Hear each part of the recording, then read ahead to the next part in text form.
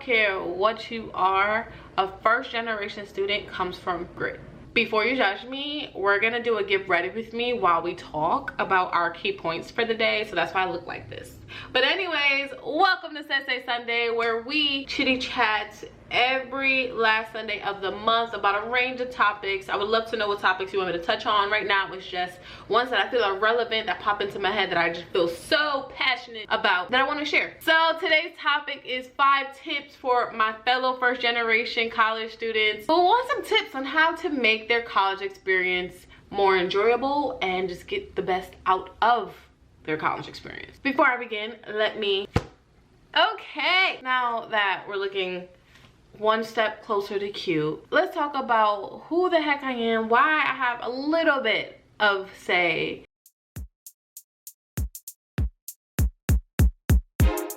Hey baby loves, welcome back to the Fiesta. If you're new here, my name is Keishan Dupuy, and if you're not, you're loyal. Don't forget to subscribe and click the notification bell below if you're interested in seeing weekly hair or skin product reviews, tips, tricks, and advice. Here is a Spark Note version of my college experience. I'm a first generation college graduate. I did go to a 4-year private university in New York City. I graduated summa cum laude as a communications major with a double minor in psychology and public relations. I was on the dean's list every semester of my 4 years in college. I ended the year as the vice president of programming for the Student Government Association on campus. I was a part of several honor societies, volunteered all the time. I was an RA, the first female housing assistant. Part of my involvement that was very high on campus, I was also a student employee the entire time. So from day one of being a student at Pace, I made sure to secure a job on campus at all times. And at graduation, the president of the entire university, we had 2 campuses in New York, he gave me a shout out in graduation. So if I could say so myself, I was that girl. I say all that not to toot my own horn, but to just be clear that I do feel like I'm someone that has had a great experience on campus. I really enjoyed my college experience, and I know that not everyone had that type of experience, which is why I really want to make this video and share some tips and tricks. By the way, I define first generation student is someone whose parents did not graduate from a 4-year university, so they do not have a college degree. That's how I defined first generation. Okay, so let's jump right in, right? My first tip, and it's one that I wish someone told me. You do not need to know what you want to do for the rest of your life. I hate how much pressure they put on us as 18-year-olds. Personally, I was 17 years old when I went to college. Why would they ever expect us to know exactly what we want to do? Like, whose idea was this? I hate it, and I want to be the first, or at least one of the first, to tell you you do not need to know what you want to do, okay? It is very helpful for you to have an idea of what you want to do. I definitely think that you need to start thinking about your interests and learning about your different options in high school. I think it's very hard to do so, which is why I want to again say it's okay. When you get to college, your freshman year though, I do think it's very important to buckle down, talk to your advisors, talk to different people around you to figure out what are your options, what could you possibly get into based on your interests or things that you have learned about. I started school as a psychology major, ended as a psychology minor with a communications degree. If you couldn't tell, I love to talk. Once I realized that there was such thing as communications and you can develop it in these many ways, I went that way. You know, you really got to think about what you're willing to put up with financially, how much years of school you want to go with. That's another reason I do psychology. When they told me how many loops and hoops I got to jump through, I said no thank you, okay? So don't have to know. Just try your best to have a general idea, and when in doubt, if you really have no idea, my personal advice is to look into business or communications. And communications can develop into a lot of different things: marketing, public relations, media relations, like any way that you feel comfortable taking it. I think those are 2 great options to start as majors for, because then if you at least get to try one of those courses in your freshman year, you either get the experience to take with you for life, Or usually with those 2 degrees, I find that you don't get to the hard stuff until at least sophomore year. So your freshman year can still be more generic classes. That way, if you need to transfer any credits or change majors, it's not hard. It's a nice and easy process. I think your college experience can really take a turn for the best or for the worst, depending on how you feel about your major and what you're learning and how you feel about going into classes. Like, all of that can be affected if you're not enjoying yourself, which involves the schoolwork. So don't force it, but definitely have an idea. Number 2 is to be realistic about your financial needs. Are you going to a public school, or are you going to a private school? Are you going away for school, or are you staying for a community college? Are you driving? Are you taking a train, bus, walking, carpooling? Who's paying for the movie night you and your roommates want to do?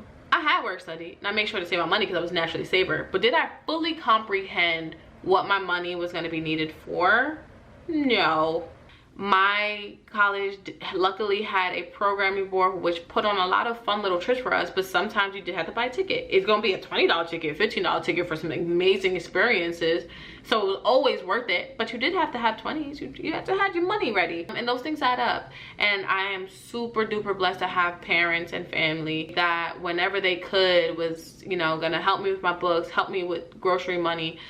They were amazing, but I tried my absolute best to never ask anyone for anything. And y'all are so lucky nowadays, because there's different sites, different hacks. TikTok alone could probably get you one of your textbooks for free.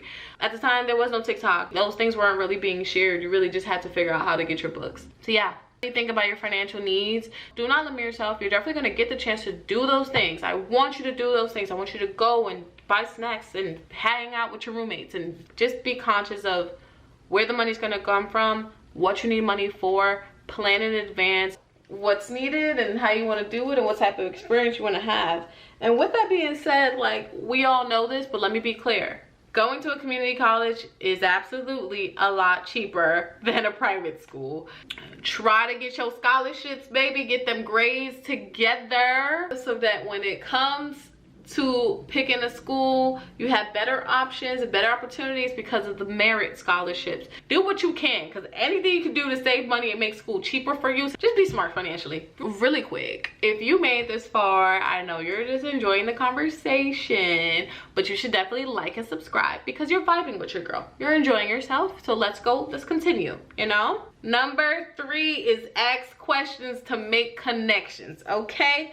I did that without even realizing. What I didn't realize is that from getting involved and getting closer to directors and people in charge, and just naturally I would just hang out with them, ask questions. Mind you, a question could be as simple as, how's your day going? What do you do here? What's it? Simple things like that took me so much further. It had my names in rooms that I didn't even know about, okay? When I got a shout out from the president, I didn't know the president was impressed by anything I was doing in order to give me a shout out during graduation. It's because of the connections I made throughout my time in school, and I love all those people. Not the best at keeping up with people. I'm so bad at it. To be honest, when I get my money together, I probably do need to take a few people to lunch because they treated me with so much love. But the moral of the story is ask questions.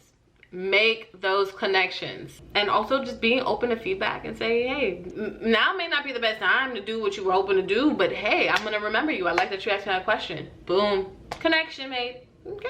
And not just with the higher ups, with your roommates, with teammates, with friends, like anyone, classmates, commuters. When you're on campus and you're interacting with commuters, you never know who this person is, who they know. Julie's, and I'm not saying to ask these questions and make connections with an intention of getting something out of somebody. No, I hate that. I know people who do that. No, we don't do that.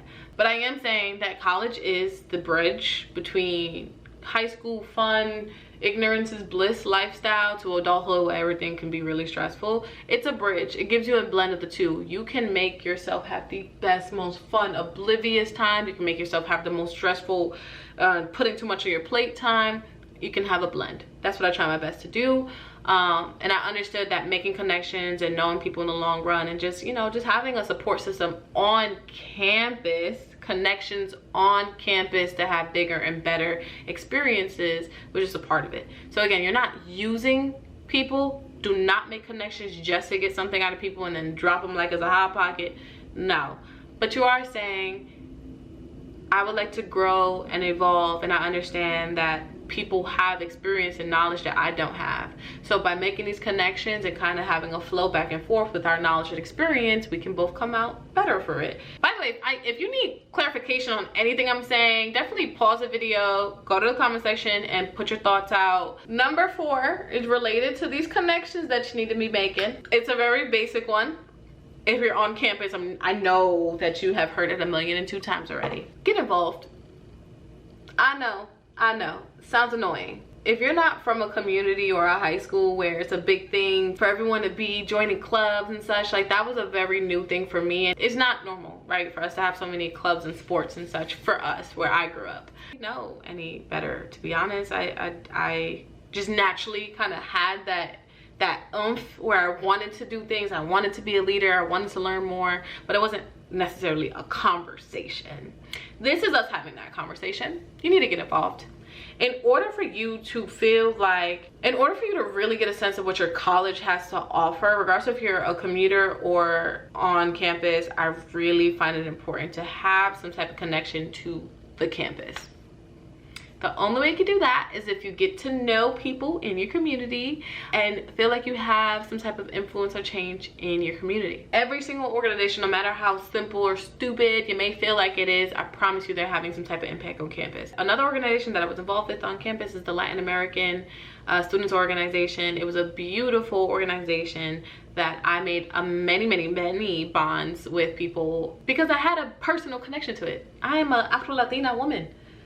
But I made amazing connections in that organization. I had people that I still call very close friends to this day. Your involvement on campus can really affect how you view the campus. If you are not involved, if you're just stuck in your room the whole time, not really making friends, not really seeing the value in the community, you're gonna hate your school. It's gonna feel worthless. You're gonna feel like all you're doing is going to school and back and they don't do anything for you.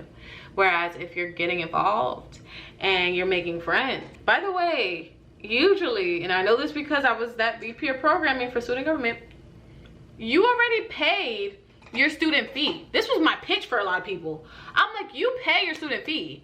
Why would you not want to be involved in knowing where it goes to? Or just, I don't care if it's a dang knitting club. Just knowing that you have someone that has a mutual hobby or mutual interest with you, oh, it makes such a difference for your experience on college because you make friends. It's a beautiful thing. Beautiful thing. So definitely ask questions to build connections, but the other part of that is get involved. Get involved. I don't care if you go to the meetings and don't say anything until you start to feel comfortable. Just find something that you are, you like enough, that you're interested enough in, and go. Help yourself enjoy your environment and your campus culture. You can do that by being involved and getting to know more people. And number 5, last but not least, is do not ever forget where and what you come from. A first generation student, regardless if you're black, white, purple, I don't care what you are, a first generation student comes from grit. I'm gonna speak for the children of immigrants in a second because that's a personal relation for me, but I want to say this for first generation people, period. You come from grit. If you were able to get to the point of being accepted into school, you are already on a different path. You're on a very determined path. You were able to make it happen. If your parents influenced you enough, someone influenced you enough and pushed you enough and helped you see it in yourself for you to be able to get to the point of being accepted to a college, you got the sauce, okay? You can do it. So on the tough days, remember who you are and how you got here and make it happen again. And on the beautiful days, appreciate where you are and be thankful for what you have and how you got here. Just really remember who you are and don't limit yourself because of it. That's like another key thing in this whole conversation. Do not limit yourself because you can go wherever you want to go because you already took it this far. And now for my children of immigrants, they didn't do all of this for us to be just mediocre, okay? They have put the stepping stones and have worked their behinds off to get us to the space where we are. Make it happen. There's a certain excellence in our blood, okay? People could say what they want to say, but you cannot tell me that people who are literally not from America still were amazing enough to get their children to this space of being right next to other people who didn't grow up with such harsh circumstances. That's why I went so hard when it came to at least the education part. You can literally structure college to what you needed to be, so don't be wasteful. Be proud of yourself. Every day, be proud of yourself. I just realized I didn't put on my mascara. I'm going somewhere simple, that's why I ain't really do much on the face. I ain't do nothing to the face, actually. I want to end this by saying college was an experience I will never forget. I have made lifelong friendships and family from my journey in college. But on top of all of that, I'm proud of myself because I went in there with a certain type of life and I came out and I'm currently living a lifestyle that my parents to this day cannot believe that I'm able to attain at my young age of 25. I am so proud of you. I know you're gonna kill it in college because you want to, because you're watching this video and letting me know already that you're in a certain space where you're trying to make it happen for yourself. But that's it. If you have any questions, comments, any of the topics that you want to discuss, go ahead and drop them down in the comment box below. But also every other Sunday, this is a hair and skin YouTube channel. So if you have a product suggestion or video request, go ahead and comment them below as well. And if your idea is selected, you will get a shout out. Thank you so much for watching. I'll be back soon. Ciao.